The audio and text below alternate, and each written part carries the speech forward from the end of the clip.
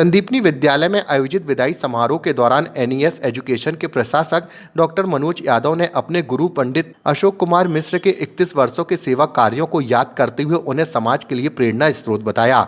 उन्होंने कहा कि पंडित मिश्र ने शिक्षा, समाज सेवा, पर्यावरण संरक्षण और नर्मदा स्वच्छता के क्षेत्र में उल्लेखनीय योगदान दिया है। डॉक्टर यादव ने गणेशगंज स्कूल का उदाहरण देते हुए बताया कि गुरुजी की मेहनत, जनसहयोग और संसाधनों के बेहतर उपयोग से 100% परिणाम देने वाला स्कूल बना है। उन्होंने यह भी बताया कि गुरुजी ने गरीब पृष्ठभूमि के विद्यार्थियों को हवाई जहाज से ले जाकर पूर्व राष्ट्रपति डॉक्टर एपीजे अब्दुल कलाम से मिलाने का अवसर दिलाया। सेवानिवृत्ति के अवसर पर उन्होंने पंडित अशोक कुमार मिश्र के उत्तम स्वास्थ्य व दीर्घायु और समाज सेवा के कार्यों के निरंतर जारी रहने की कामना की। विद्यालय द्वारा रखा गया है, संदीपनी विद्यालय द्वारा हमारे पूज्य पंडित अशोक कुमार मिश्र जी, जो कि मेरे गुरु हैं, और लगभग 31 वर्षों से उनका सानिध्य और आशीर्वाद हमें प्राप्त हो रहा है। इस समय बहुत कम लोग होते हैं समाज में कि जो अपने से पहले दूसरों के लिए सोचते हैं। उनमें से एक पूज्य पंडित अशोक कुमार मिश्र जी हैं, जिन्होंने शिक्षा के क्षेत्र में, समाज सेवा के क्षेत्र में, पर्यावरण के क्षेत्र में, नर्मदा स्वच्छता के क्षेत्र में काफ़ी कार्य किए हैं और उनके द्वारा ये सतत कार्य जारी है। कुछ विशेष रूप से अगर उनके बारे में लिखना चाहे, बोलना चाहे तो बहुत लंबी फेयरलिस्ट है, पर मैं मुख्य रूप से बताना चाहूँगा कि गणेशगंज स्कूल, जो कि रांझी में है, गधा स्कूल के नाम से जाना जाता था, जिसका जो रिजल्ट था 0% आता था, बहुत ही निम्न गरीब तबके के विद्यार्थी थे। उन्होंने अपनी मेहनत से, लगन से उस स्कूल को जीर्णोद्धार किया। उसमें जन सहयोग से लोगों को इन्वॉल्व करके, व्यापारियों को इन्वॉल्व करके उसकी नई कमरे बनवाए, बच्चों को बैठने लायक व्यवस्था की और उस स्कूल के विद्यार्थियों को 100% तक रिजल्ट पहुंचाया।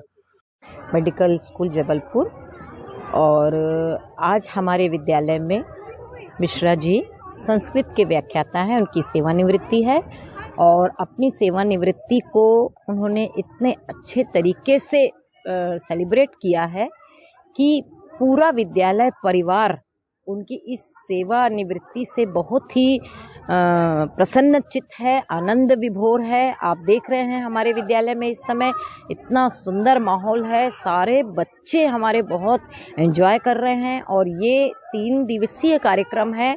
और कल हमारे यहाँ एक आध्यात्म से रिलेटेड कार्यक्रम मिश्रा जी की तरफ से रखा गया था, जिसमें लगभग 300 से 400 बच्चों ने पार्टिसिपेट किया।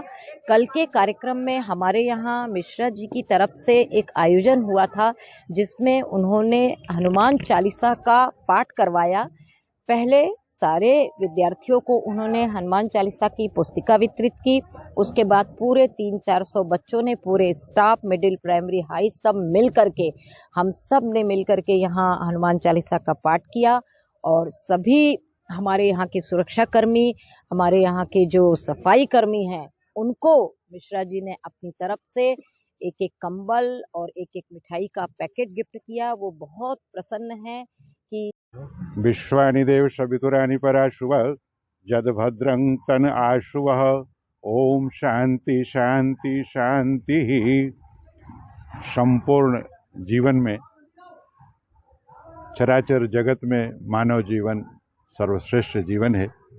परमात्मा की कृपा थी कि मुझे बाल्यकाल से बहुत उच्च कोटि के महापुरुषों का सानिध्य प्राप्त हुआ, जिनके कारण जीवन जीने की एक उत्कृष्ट जो पद्धति है उससे मैं परिचित हुआ।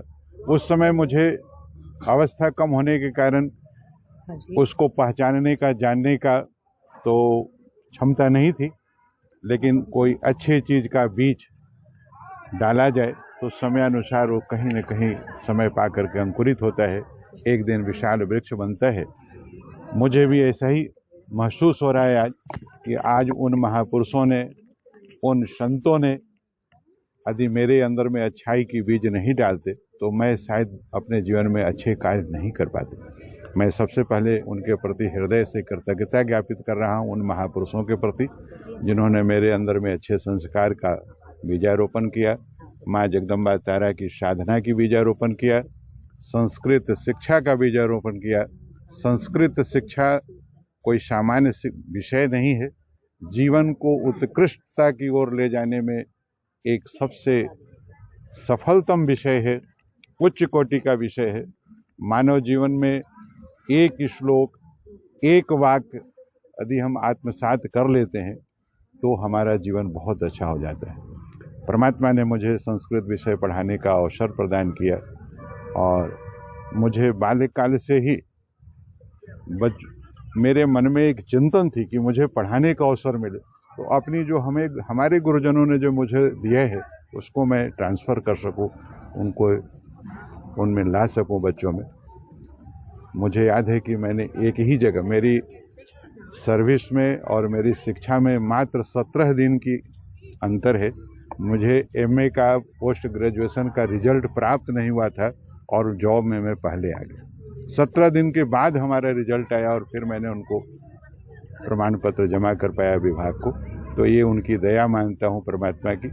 और तब से लेकर करके आज तक, जैसा आपको हमारे उपराचार्य महोदय ने बताया, प्राचार्य मैडम ने बताया कि मुझे केवल शिक्षा देना नहीं, हमने कभी कालखंड का घंटी बजने का इंतजार नहीं किया।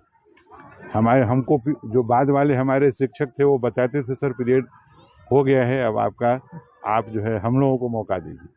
तब मैं बाहर निकलता था, क्योंकि गंभीर विषय जब शुरू होता है तो समय का भान रहता नहीं।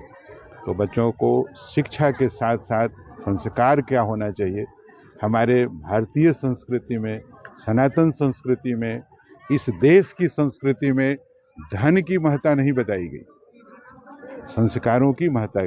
भारत की पहचान धन से नहीं हुई, कभी संस्कारों से हुई। विदेशों में भारत की जो गरिमा है, महिमा है, वो संस्कारों के लिए है। तो मुझे इसका ज्ञान था, तो मैंने उनको संस्कारों से जोड़ने का प्रयास किया। सबसे पहले उनको हमने सिखाया कि अपने उठ कर के माता पिता को चरण वंदन कीजिए, प्रणाम करिए। गुरुजन जो मिलते हैं, जो आपसे उम्र में बड़े हैं, उनको प्रणाम करिए। हमारे बच्चे वैसा आचरण अपनाया और मैं चूँकि इसको जानता हूँ, ये भगवान का आचरण है। यदि किसी को श्रेष्ठ बनना है तो इन तीनों को जीवन में अपनाना पड़ेगा। प्रातः काल उठ के रघुनाथा, मात पिता गुरु नावई माथा। जो प्रातः काल उठ करके इन तीनों को प्रणाम करेंगे वही श्रेष्ठ बनेंगे, वही भगवान बनेंगे।